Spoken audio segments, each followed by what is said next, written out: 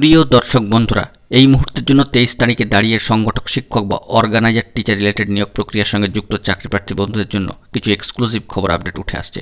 বন্ধুরা, এই ভিডিওর মধ্যে সবটাই তুলে ধরার চেষ্টা করছি, কারণ গুরুত্বপূর্ণ এই নোটিফিকেশনটিকে আপনাদেরকে কিন্তু লক্ষ্য করতেই হবে।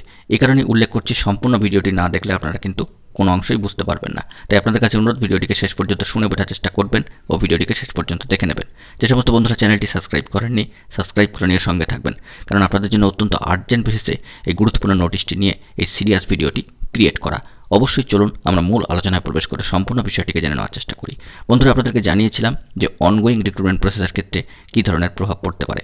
সংগঠক শিক্ষক বা অর্গানাইজার টিচার রিলেটেড নিয়োগ প্রক্রিয়ার সঙ্গে যুক্ত চাকরি প্রার্থী বন্ধুদের জন্য এই নোটিশটি অত্যন্ত গুরুত্বপূর্ণ, কারণ আপনাদের অনগোয়িং রিক্রুটমেন্ট প্রসেস কিন্তু নয়, এটা মাথায় রাখতে হবে আপনাদেরকে কিন্তু পেন্ডিং নিয়োগ প্রসেস। অবশ্যই পেন্ডিং নিয়োগ প্রসেস শুরু করার ক্ষেত্রে অনেক ধরনের প্রসেস থাকে এবং বিকাশ ভবনের তরফ থেকে কোনো ধরনের বার্তা এলে তবেই কিন্তু গুরুত্বপূর্ণ পদক্ষেপ বা স্টেপস কিন্তু শুরু হবে।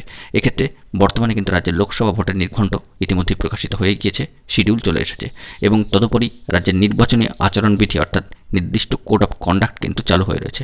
অবশ্যই স্কুল সার্ভিস কমিশনের তরফ থেকে একটি গুরুত্বপূর্ণ অফিসিয়াল নোটিফিকেশান প্রকাশ করে দেওয়া হয়েছে। কার্যত সেই নোটিফিকেশানে 10% সংরক্ষিত সিটে অর্থাৎ 10% সংরক্ষিত আসনে প্যারা টিচার বন্ধুদের জন্য যে ইন্টারভিউ প্রসেস শুরু করার কথা ইতিমধ্যেই ঘোষণা করা হয়েছিল, ডেট শিডিউল চলে এসেছিল।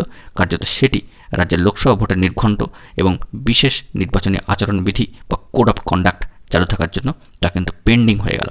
অবশ্যই বুঝতে পারছেন যে নতুন করে ইন্টারভিউ প্রক্রিয়া শুরু হবে, তার ডেট দেওয়া হবে। তবে বর্তমানে নতুন করে ইন্টারভিউ প্রক্রিয়া নেওয়ার ক্ষেত্রে স্কুল সার্ভিস কমিশনের ক্ষেত্রে আপাতত কিন্তু এই প্রসেসটিকে স্টপ রাখা হলো।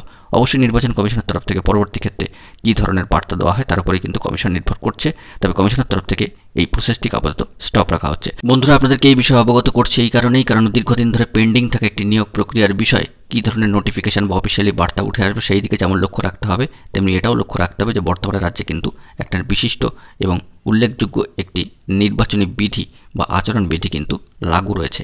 এই প্রসেসের মধ্যে দাঁড়িয়ে নতুন করে এই রিক্রুটমেন্ট প্রসেসটি চালু করতে গেলে বিশেষ ধরনের অনুমতিও কিন্তু দরকার হয়।